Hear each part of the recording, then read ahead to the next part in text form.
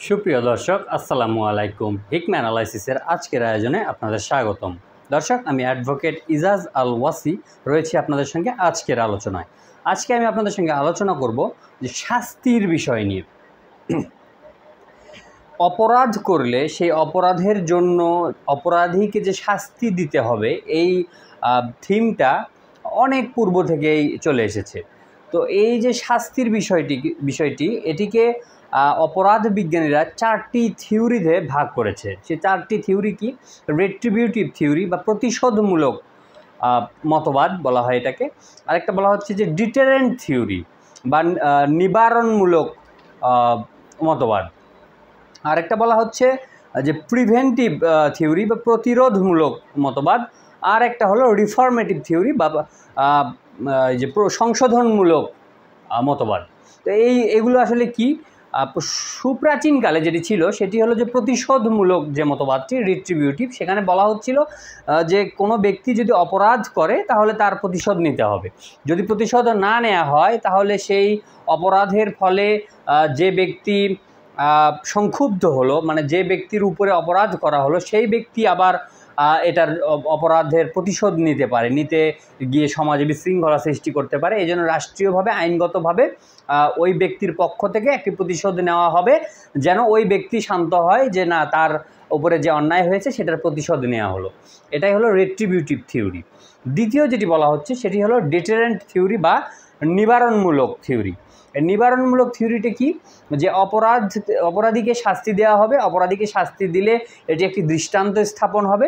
এই দৃষ্টান্ত স্থাপনের ফলে মানুষ আর তখন অপরাধের দিকে ঝুঁকবে না, যে তারা অপরাধ করতে নিরুৎসাহিত হবে। এটি হলো নিবারণমূলক যে মতবাদ।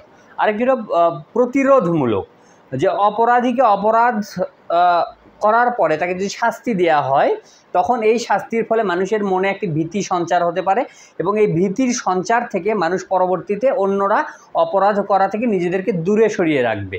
তো এটাই এভাবেই সমাজে অপরাধকে প্রতিরোধ করা হবে।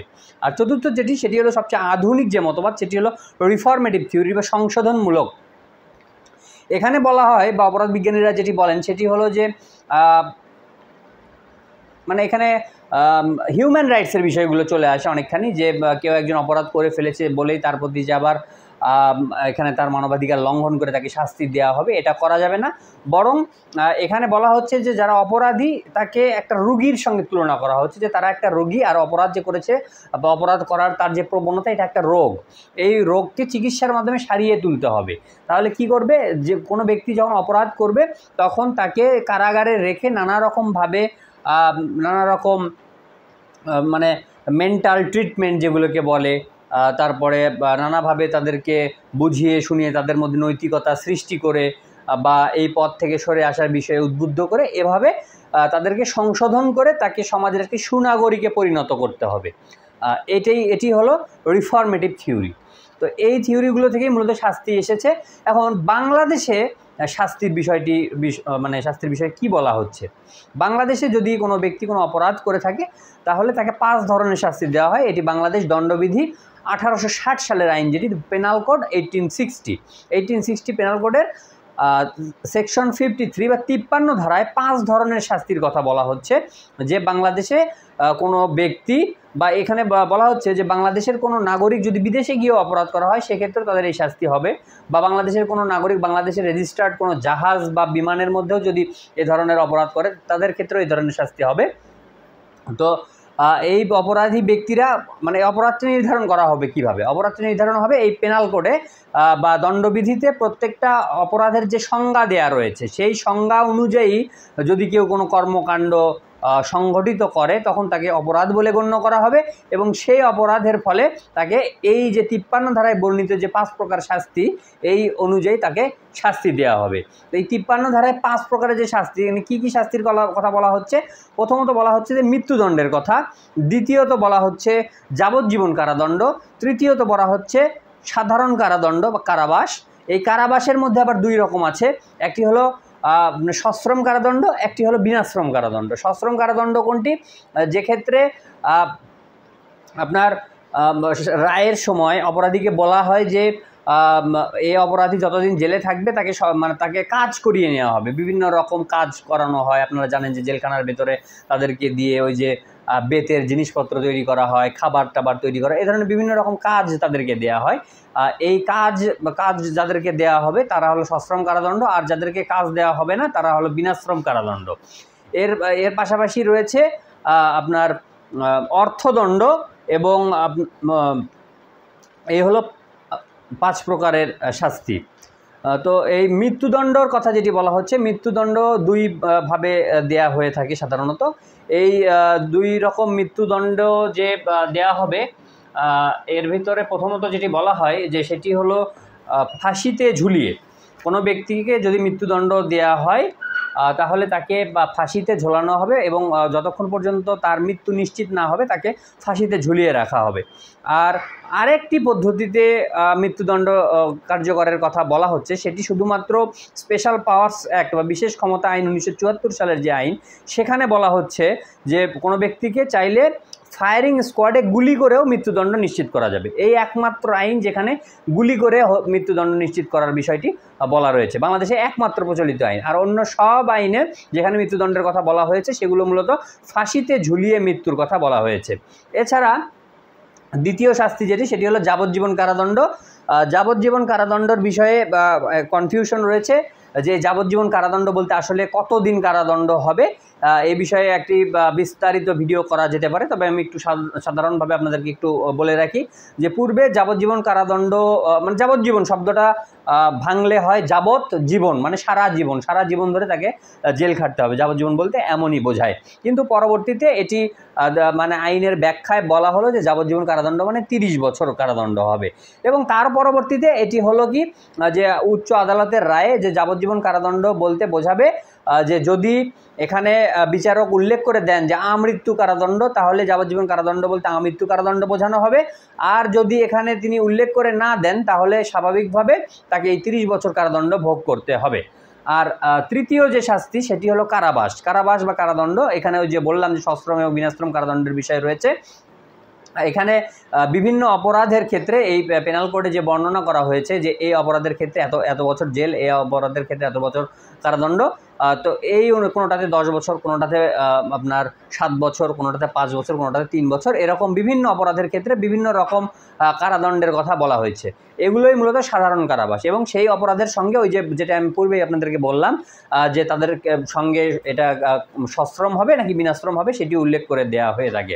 এছাড়া চতুর্থ যে শাস্তিটি সেটি হলো সম্পত্তি বাজেয়াপ্ত বা ফরফিচার অফ প্রপার্টি, যে অনেক আইনে রয়েছে যে সেই আইনের শাস্তি হিসাবে ওই ব্যক্তির অপরাধীর সম্পত্তিকে বাজেয়াপ্ত করা হতে পারে। এবং সর্বশেষ পঞ্চম যেটি, সেটি হলো অর্থদণ্ড, যে এখানে অর্থদণ্ড বলতে জরিমানা। এখানে নির্দিষ্ট কিছু বিধান রয়েছে যে নির্দিষ্ট কিছু অপরাধের ক্ষেত্রে তাদেরকে জরিমানাও করা যেতে পারে বা অর্থদণ্ড দেওয়া যেতে পারে। এবং এই অর্থদণ্ড সঙ্গে আবার অর্থদণ্ড অনাদায়ে কারাদণ্ডও দেওয়া যেতে পারে। ধরুন কাউকে 100 টাকা অর্থদণ্ড দেওয়া হলো এবং সঙ্গে বলা হলো যে 100 টাকা অর্থদণ্ড অনাদায়ে 1 মাস জেল, অর্থাৎ ওই ব্যক্তি যদি 100 টাকা অর্থদণ্ড তাকে দেওয়া হয়েছে বা জরিমানা করা হয়েছে, সে যদি সেটা দিয়ে দেয় তো শেষ হয়ে গেল। আর যদি সে এটা না দেয় তাহলে এই 100 টাকার বদলে তাকে আরও 1 মাস জেল খাটতে হবে। বিষয়টি এরকম। আর পূর্বে এই বাংলাদেশের এই যে আইনটি পেনাল কোড, এই পেনাল কোডটি মূলত তো ব্রিটিশ আমলে তৈরি, 1860 সালে, আপনারা ইতিমধ্যে জেনেছেন। তো সেই সময় এখানে আরও 2টি শাস্তির কথা বলা ছিল। একটা হলো ট্রান্সপোর্টেশন, আর একটা হলো হুইপিং। ট্রান্সপোর্টেশন বলতে বলা হয় যে দ্বীপান্তর। দ্বীপান্তরটা কি? এটা হলো নির্জন কারাবাস বা সলিটারি কনফাইনমেন্টও বলা হয়ে থাকে। পূর্বে অপরাধী যারা অনেক ঘৃণ্য অপরাধী ছিল বা দাগী অপরাধী, যাদেরকে সমাজে রাখাই সমাজের জন্য ক্ষতিকর হতে পারে, এরকম ব্যক্তিদেরকে দেশ থেকে দূরে বাইরে কোনো একটা নির্জন দ্বীপে ফেলে রাখা আসা হতো, সেখানেই তারা বাকি জীবন কাটাতো। তো জানা যায় যে অস্ট্রেলিয়া বর্তমানে যে দেশটি রয়েছে এটি ছিল ব্রিটিশদের একটি জেলখানা। এখানেই মূলত যে অপরাধীদেরকে এরকম দ্বীপান্তর করা প্রয়োজন ছিল, সারা জীবনের জন্য তাদেরকে সমাজ থেকে বিচ্ছিন্ন করে দেওয়া হতো, তাদেরকে এখানে রেখে আসা হতো। আর হুইপিং মানে চাবুক মারা। পূর্বে এটি ছিল যে চাবুক মারা, কোনো ব্যক্তিকে শাস্তি হিসেবে, বিভিন্ন অপরাধের শাস্তি হিসেবে চাবুক মারার দণ্ড দেওয়া হতো। কিন্তু পরবর্তীতে আমাদের আইনে এটি আসলো যে অবমাননাকর বা পীড়াদায়ক বা অবমাননা মানে হিউম্যান ডিগনিটি, যেটা মানবিক মর্যাদা, সেই মানবিক মর্যাদাকে ক্ষুণ্ণ করে এই ধরনের শাস্তি কাউকে দেওয়া যাবে না। তো তারপর থেকেই মূলত এই যে হুইপিং বা চাবুক মারার যে দণ্ডটি, এই দণ্ডটি কিন্তু এখন আর দেওয়া হয়ে থাকে না বা দেওয়া হয় না। দর্শক, এখানে আরেকটি বিষয় বলে রাখতে হয়, যেহেতু শাস্তির কথা হলো, কারণ শাস্তি মৌকুফের বিষয়ে একটু আপনাদেরকে বলবো যে বাংলাদেশে যে আইন রয়েছে তার মধ্যে সংবিধান, বাংলাদেশ কনস্টিটিউশন, সেখানে 49 ধারায় রাষ্ট্রপতিকে শাস্তি মৌকুফের ক্ষমতা দেওয়া হয়েছে। যে বিভিন্ন অপরাধে যদি কোনো ব্যক্তি দণ্ডিত হয় এবং দণ্ডিত হওয়ার পরে সে যদি রাষ্ট্রপতির কাছে ক্ষমা প্রার্থনা করে, তাহলে রাষ্ট্রপতি তার এই সংবিধানের 49 অনুচ্ছেদের ক্ষমতা বলে সেই ব্যক্তিকে ক্ষমা করে দিতে পারেন বা শাস্তি কমিয়ে দিতে পারেন বা যে কোনো কিছু তিনি করতে পারেন। এছাড়া পেনাল কোড বা দণ্ডবিধির 54 এবং 55 ধারায় সরকারকে এই ক্ষমতা দেওয়া হয়েছে যে সরকার চাইলে কোনো ব্যক্তি, দণ্ডিত ব্যক্তি, তার দণ্ড কমিয়ে দিতে পারে বা হ্রাস করতে পারে। এছাড়া সিআরপিসি, যেটি ফৌজদারি কার্যবিধি 1898 সালের যে আইনটি আপনারা আমার বিভিন্ন ভিডিওতে পূর্বে জেনেছেন, এই আইনের 401 এবং 402 ধারাতে সরকারকেও এই শাস্তি মৌকুফের ক্ষমতা দেওয়া হয়েছে। এখানে আসামির অনুমতি ব্যতীত, আসামি যদি নাও চায় তারপরও সরকার চাইলে, আবার আসামি চাইলে তো হবেই, এবং আসামি যদি নাও চায় সেক্ষেত্রেও চাইলে সরকার ওই ব্যক্তির শাস্তি কমিয়ে দিতে পারে, শাস্তি স্থগিত করে রাখতে পারে, শাস্তি মৌকুফ করতে পারে। এ ধরনের যে কোনো পদক্ষেপ সে নিতে পারে। এবং আপনারা জানেন যে সাবেক প্রধানমন্ত্রী দেশনেত্রী বেগম খালেদা জিয়ার যে শাস্তি স্থগিত করার বিষয়টি, সেটি কিন্তু মূলত এই যে ফৌজদারি কার্যবিধির এই আইনটি অনুযায়ী কিন্তু করা হয়েছে। আরেকটি বিষয় সেটি হলো যে অপরাধের সহায়তা বা অপরাধের প্ররোচনা।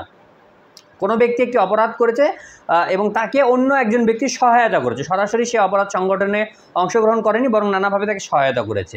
তো এই সহায়তার ক্ষেত্রে কী ধরনের শাস্তি হবে সেটি কিন্তু ভিন্ন ভিন্ন ক্ষেত্রে ভিন্ন ভিন্ন শাস্তি দেওয়া হয়ে থাকে। তবে বেশিরভাগ ক্ষেত্রে দেখা যায় যে ওই মূল অপরাধী যে শাস্তি পায়, ওই সহায়তাকারীও কিন্তু সেই ধরনের শাস্তি পেয়ে থাকে। তবে কিছু কিছু ক্ষেত্রে ব্যতিক্রম রয়েছে, সেগুলো অনেক দীর্ঘ আলোচনা, সেটি আপনাদের আপাতত না জানলেও হবে, এটি আইনের ছাত্রদের জানাটা জরুরি। আর প্ররোচনাকারী, কেউ যদি কাউকে ইনস্টিগেট করে, প্ররোচিত করে কোনো একটা কাজ করার জন্য, প্রভোগ করে, এই প্ররোচনার ফলে যদি কেউ গিয়ে কোনো একটি অপরাধ করে, তাহলে এই প্ররোচনাকারীরও শাস্তি কোন ক্ষেত্রে কেমন হবে সেটি কিন্তু এই দণ্ডবিধিতে বলে দেওয়া হয়েছে। এবং দেখা যাচ্ছে যে এখানে অনেক ক্ষেত্রে এই অপরাধের সমান শাস্তি হয়, কখনো অর্ধেক শাস্তি হতে পারে। সেগুলো ওই যে পূর্বে বললাম, যেটা আইনের ছাত্রদের জন্য বিস্তারিত জানা প্রয়োজন। আমার দর্শক যারা সাধারণ দর্শক, তাদের জন্য এটি অত না জানলেও চলবে, এবং এগুলো বলতে গেলে ভিডিওটি অনেক লং হয়ে যাবে। তো আজকে এই যে শাস্তি বিষয়ে আপনাদেরকে কিছু কথা বললাম, কিছু তথ্য জানালাম। এবং বাংলাদেশে মৃত্যুদণ্ড হয় কোন কোন অপরাধের ক্ষেত্রে, মোট 10টি অপরাধের ক্ষেত্রে মৃত্যুদণ্ডের যে শাস্তিটি, এটি প্রদান করা হয়ে থাকে পেনাল কোডে। এবং এর বাইরে আরও বেশ কিছু আইন রয়েছে, সেই আইনগুলোতেও আরও কিছু অপরাধের ক্ষেত্রে মৃত্যুদণ্ড, যেমন ওই যে বললাম বিশেষ ক্ষমতা আইনে মৃত্যুদণ্ডের বিধান রয়েছে, সেক্ষেত্রে গুলি করেও চাইলে ফায়ারিং স্কোয়াডে তাকে মৃত্যুদণ্ড কার্যকর করা যেতে পারে। তো এই কোন 10টি অপরাধের ক্ষেত্রে শাস্তি হবে মৃত্যুদণ্ড, সেটি নিয়ে আমি আগামী পর্বে আপনাদের সঙ্গে আলোচনা করব। আজকে এ পর্যন্ত, কথা হবে আবারও। আল্লাহ হাফেজ।